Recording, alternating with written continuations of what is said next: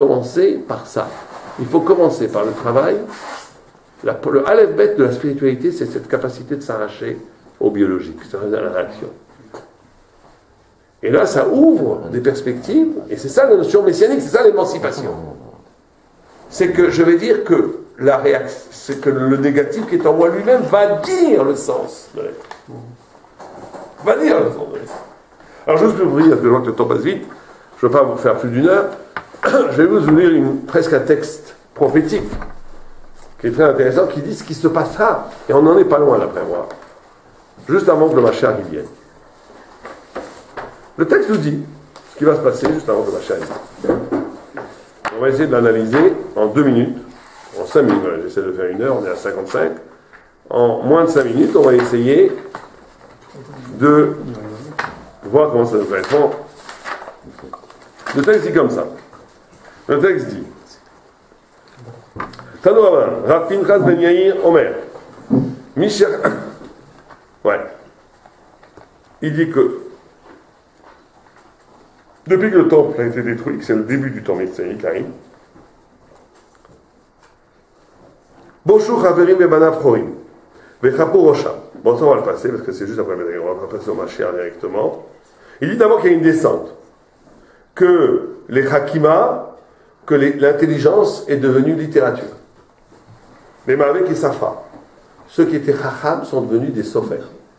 Sur ceux qui étaient Chacham, qui étaient capables de dire, parce que l'intelligence réelle, vous comprenez, l'intelligence réelle, qu'on peut goûter encore, l'intelligence juive réelle, c'est pas de décrire le monde tel qu'il est.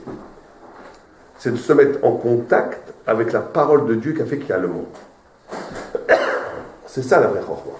Quand on étudie un texte vraiment de Gemara, c'est pas de décrire les choses. Tant qu'on est dans la description des choses, on est en vérité, on est encore à côté de la vérité.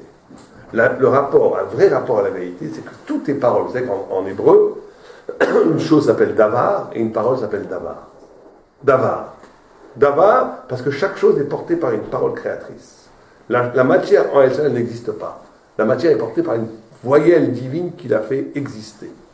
Le chacham, celui qui est le sage de la Torah, est capable de se relier à cette parole en deçà ou au-delà du masque matériel que présente la chose.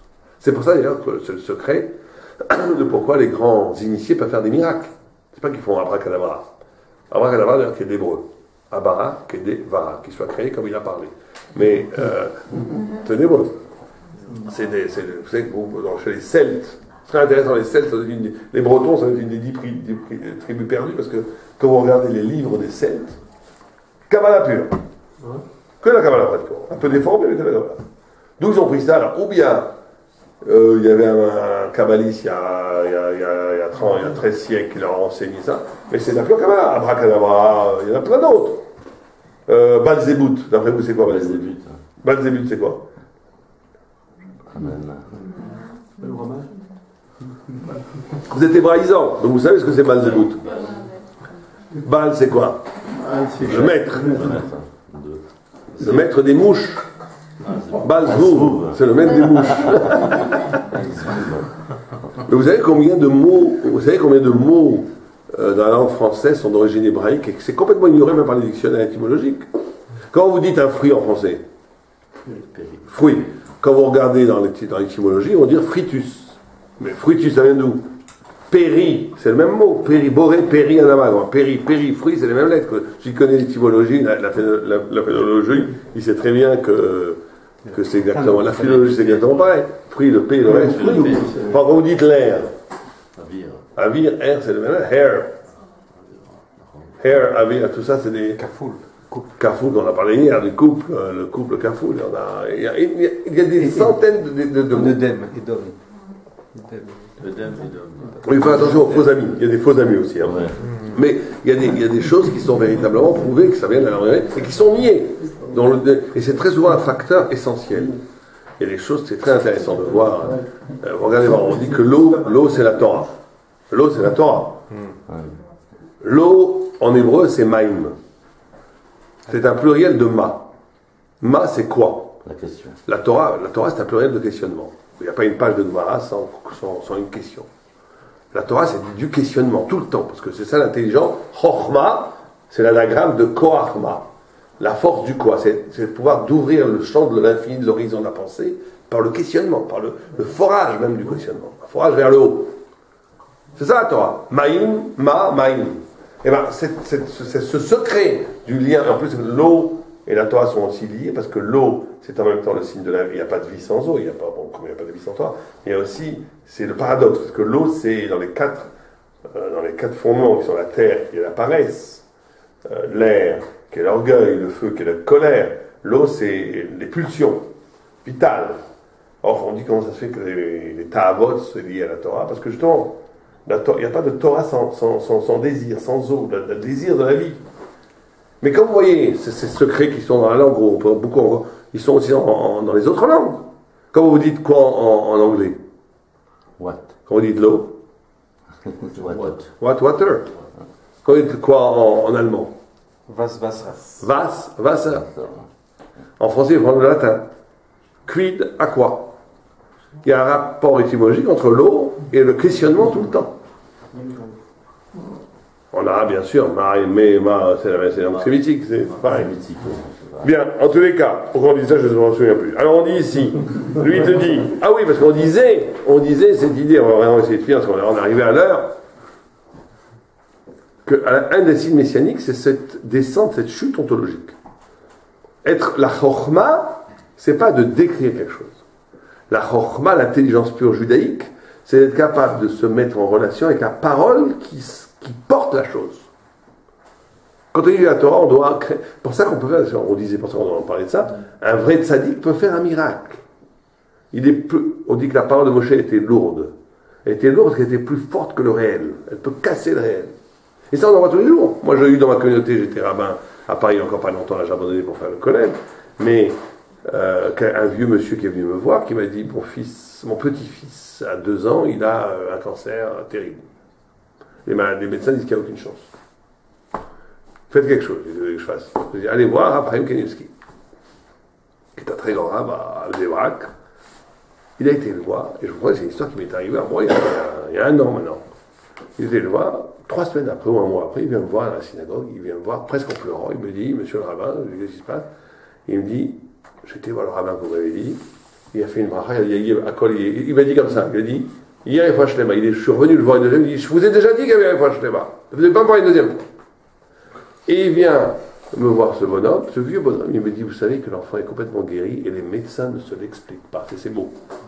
Les médecins ne se l'expliquent pas. Et c'est pas une histoire, d'où il c'est pas un magicien, c'est pas un abracadabra, c'est qu'il a une parole, il essaye de se... Des fois il dit je peux rien faire, très souvent il dit je peux rien faire. Mais il dit il faut prier pour qu'il n'y ait pas trop de souffrance, il dit des choses comme ça. Mais il y a un moment donné où il voit la source.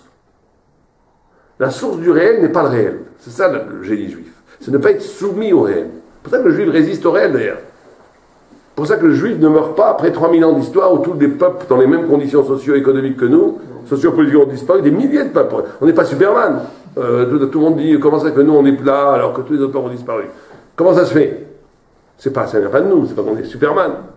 C'est que le peuple juif a ce secret d'être lié, à être toujours dissident par rapport à elle. Le réel c'est le paganisme. Comme on a dit au début, d'être complètement collé au monde. Nous, notre point d'ancrage, c'est le premier Rashi. On est ancré autre part que le monde. Donc le monde, il peut rouler tant qu'il veut, on sera toujours là. On sera toujours éternel. Le peuple juif est éternel. Parce que ses racines, elles sont dans Dieu, elles ne sont pas dans le monde. Elles ne sont pas dans une des figures de l'être. Donc on est éternel. Pas parce qu'on est Superman, parce que Baruch Hashem, Dieu nous a fait la grâce de nous choisir comme peuple, comme on dit, comme la lune est le reflet du soleil, le peuple juif, c'est le reflet de Dieu sur terre. Et donc, comme notre racine, c'est le ciel, c'est pas la terre, on ne peut pas mourir. Et donc, le signe messianique, je finis juste avec ça, c'est que malheureusement, on va passer de cette forme d'intelligence qui est encore tenue par une poignée, comme Rav Kanievski et d'autres, comme les grands kabbalistes. Mais la plupart des Talmidei Chachamim, mais même la plupart des gens qui ont le savoir, ne sont plus dans cet état d'esprit de pouvoir se connecter à la source du savoir. Ils sont des sophères. Sophères, ça veut dire des rédacteurs. Ils vont pas se connecter à la vérité, ils vont relater, ils vont presque de la littérature sophère, ils ils vont raconter ce que c'est la vérité.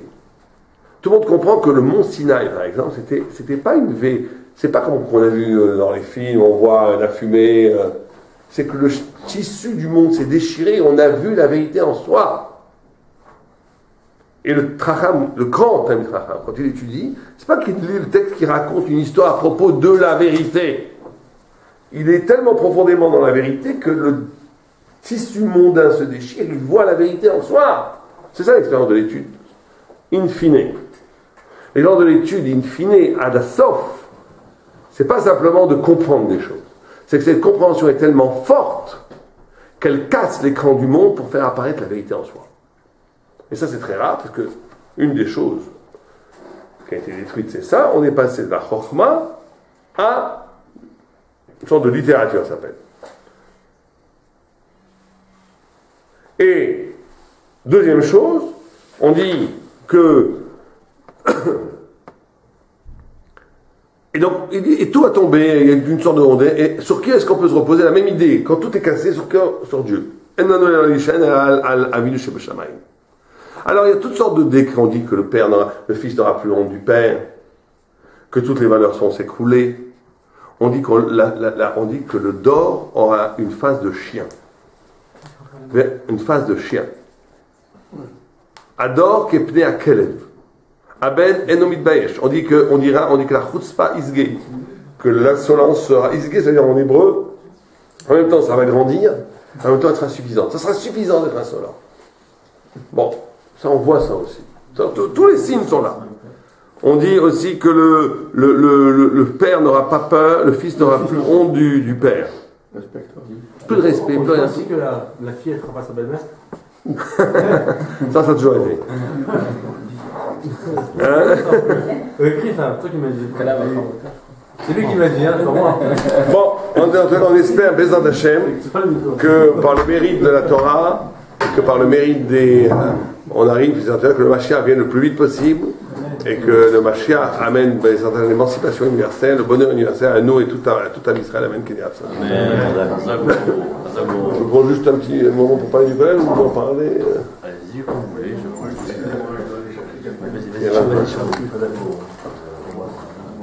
Oui, je me permets juste qu'on avait prévu de faire aussi ça pour le...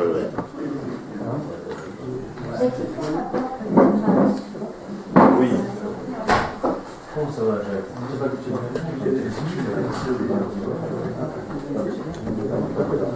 Juste une question, vous avez parlé tout à l'heure, vous avez fait le rapprochement avec moi simplement, le cheminement je ne demande pas peut-être. Oui. Vous voulez parler? Oui, non, je veux dire une seconde. Je suis, moi, chacun bien sûr fait ce qu'il veut. Le coup, c'est ça le plus important. Le reste, hein. On a ouvert dans Hachem un kollel en Israël. Un kollel, c'est un lieu d'études, certains savent ce que c'est. Un lieu d'études pour des gens mariés, pour des jeunes gens mariés. Au début, on avait 18 avrechim.